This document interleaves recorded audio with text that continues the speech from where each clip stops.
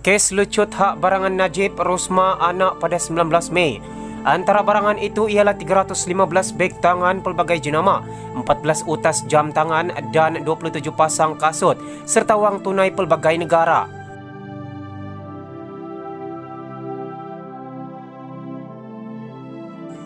Prosiding kes pelucutan hak barangan yang dikemukakan kerajaan terhadap bekas Perdana Menteri Najib Razak, keluarganya dan beberapa yang lain dijadualkan semula ke 19 Mei untuk pengurusan kes. Timbalan Pendaftar Mahkamah Tinggi Catherine Nicholas memberitahu bernama bahawa semua pihak yang terlibat telah dimaklumkan mengenai tarikh terbaru itu menerusi email. Mahkamah sebelum ini menetapkan hari ini untuk pengurusan kes di hadapan Hakim Muhammad Zaini Mazlan, tetapi dilapangkan susulan Perintah Kawalan Pergerakan oleh kerajaan. Pada 7 Mei 2019, kerajaan melalui pihak pendakwaan memfailkan notis usul berhubung pelucutan hak terhadap ratusan barang, termasuk beg tangan pelbagai jenama, jam tangan, beberapa hartanah, aset dan 27 buah kenderaan yang dirampas daripada Najib, isterinya Rosmah Mansor, 3 anak mereka dan 13 individu serta syarikat. Suruhanjaya Pencegahan Rasuah Malaysia SPRM menyita barangan berkenaan pada 17 Mei, 11 Jun dan 2 Ogos 2018 yang didakwa mempunyai kaitan dengan skandal dana 1MDB, One Development Berhad.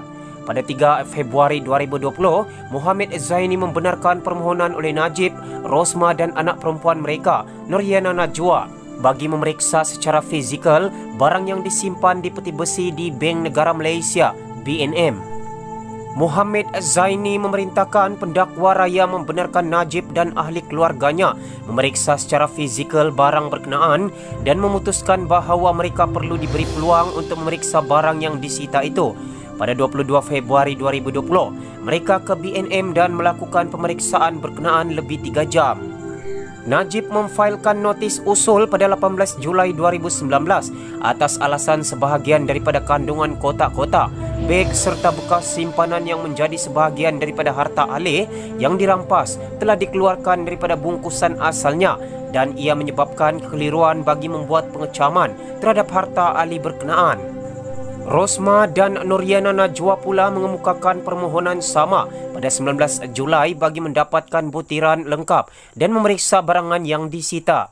Antara barangan yang dinyatakan dalam kedua-dua notis tersebut ialah 315 beg tangan pelbagai jenama, 14 utas jam tangan dan 27 pasang kasut pelbagai jenama serta wang tunai pelbagai mata wang asing, antaranya wang tunai RM537,000, pound sterling 2,700, rupiah Sri Lanka 2,870,000, wang lama ringgit Malaysia RM187,750 dan pound sterling 320,500. Sumber dari bernama. Kita beralih ke perkembangan berita yang berikutnya.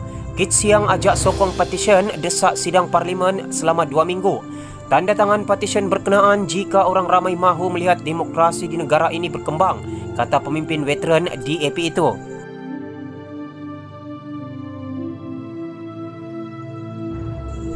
Ahli Parlimen Iskandar Puteri Lim Kit Siang menggesa orang ramai menurunkan tanda tangan melalui petisyen dalam talian untuk mendesak kerajaan mengadakan sidang Dewan Rakyat selama 2 minggu bagi membincangkan isu COVID-19.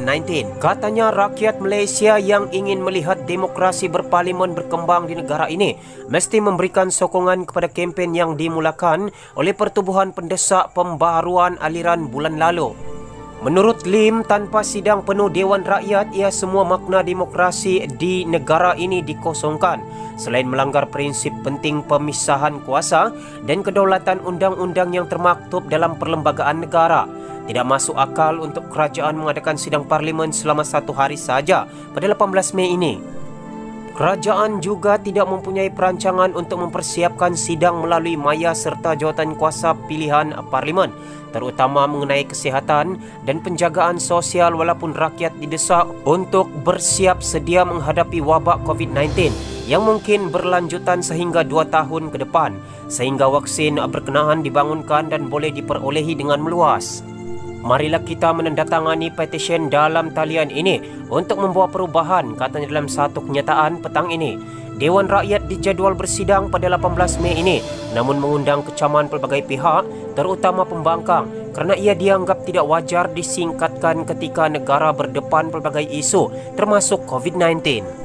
Kerajaan pada hari ini mula melaksanakan Perintah Kawalan Pergerakan Bersyarat PKPB yang menyaksikan kebanyakan sektor ekonomi kembali dibenarkan beroperasi. Keadaan itu menambah tekanan kepada Kerajaan Perikatan Nasional PN untuk mengadakan sidang penuh. Untuk rekod, sidang itu nanti adalah yang pertama buat PN selepas gabungan tidak berdaftar itu dibentuk melalui langkah Sheraton. Ketika laporan ini disiapkan, petisyen dalam talian berkenaan sudah mendapat sokongan lebih 30,000 tanda tangan. Melalui petisyen berkenaan, aliran menyatakan rasa terkejut dengan keputusan Putrajaya mengadakan sidang selama sehari ketika ia merupakan yang pertama dibuat selepas langkah Sheraton yang membawa pembentukan kerajaan pintu belakang. Sidang parlimen sehari yang tidak masuk akal ini nampaknya hanya untuk memenuhi kehendak perlembagaan bahawa parlimen harus bersidang selewat-lewatnya 6 bulan dari persidangan terakhir. Sidang terakhir parlimen sebelum ini ialah pada Disember 2019. Sebenarnya penangguhan itu mahu dibuat sehingga ke Julai, lebih dari 8 bulan daripada persidangan terakhir, menjadikan ia bahan ejekan terhadap perlembagaan ini yang bertujuan untuk memastikan pihak eksekutif tidak memegang monopoli kuasa tanpa pengawasan parlimen terlalu lama. Kami meminta sidang diadakan sekurang-kurangnya selama 2 minggu dari 18 Mei, tidak termasuk cuti hari raya. Mungkin melalui telekonferensi atau dengan jarak sosial yang betul. Diadakan secepat mungkin agar isu-isu kritikal dapat dibentangkan dan dibahaskan dengan segera, kata petisyen tersebut. Dalam perkembangan berita yang lain, kalau sudah mabuk patut guna e-hailing, kata Menteri. Malaysia tiada sebab seseorang itu perlu memandu dengan mabuk. Kita sudah ada e-hailing, kata Wee Ka Siong.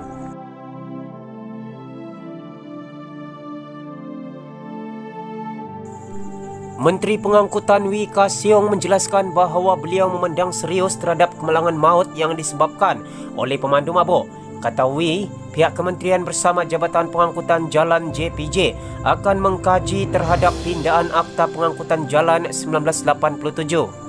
Saya pandang serius dan saya sudah minta JPJ lihat semula pindaan ke atas Akta Pengangkutan Jalan 1987 khususnya dari Seksyen 41 hingga Seksyen 45, katanya ketika ditemui pemberita selepas meninjau perkhidmatan pengangkutan awam di MRT Bukit Bintang, Kuala Lumpur pagi tadi. Untuk rekod, Seksyen 41 adalah berkaitan kesalahan menyebabkan kematian kerana memandu dengan melulu atau membahayakan. Seksyen 44 dan 45 pula antara lain berkenaan memandu di bawah pengaruh minuman yang memabukkan atau dada sehingga menyebabkan kematian atau kecederaan.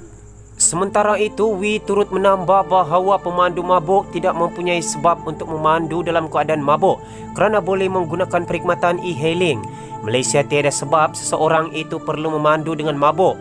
Kita sudah ada e-hailing. Kepada siapa yang nak minum kalau sudah mabuk, patut guna e-hailing, katanya lagi. Tambahnya, beliau juga menzahirkan rasa sedih dan takziah atas anggota polis yang terlibat dalam kemalangan maut melibatkan pemandu mabuk semalam. Pagi semalam, seorang anggota polis, Koprol Safwan Muhammad Ismail, maut dirempuh ketika bertugas di sekatan Jalan Raya Plaza Tol, Kajang Selatan. Dalam kejadian pukul 2.11 pagi itu, Allahyarham Safwan, 31, meninggal dunia di tempat kejadian selepas parah di kepala dan badan akibat dirempuh. Sebuah pacuan 4 roda disyaki dipandu oleh pemandu mabuk dalam kejadian berhampiran di Plaza Tol Kajang Selatan, Lebuh Raya Lekas di Kajang. Semua sumber berita dipetik dari Malaysia Kini Online. Terima kasih kerana anda tidak jemu-jemu menyokong perkembangan channel ini. Untuk meneruskan bentuk sokongan anda, jangan lupa untuk like dan subscribe channel ini. Mohon juga untuk kongsikan video ini ke akaun media sosial anda seperti Facebook dan juga WhatsApp. Dan jika anda mempunyai sebarang komen, sila tinggalkan pada ruangan komen di bawah. Pastikan komen anda menjaga hati dan perasaan serta sensitiviti kita dalam rakyat Malaysia pelbagai kaum. Akhir sekali, ayolah kita sama-sama menjaga kebersihan dengan selalu membasuh tangan dan selalu memakai penutup mulut di mana saja kita berada. Pastikan penjarakan sosial 1 meter sentiasa diperhatikan. Terima kasih.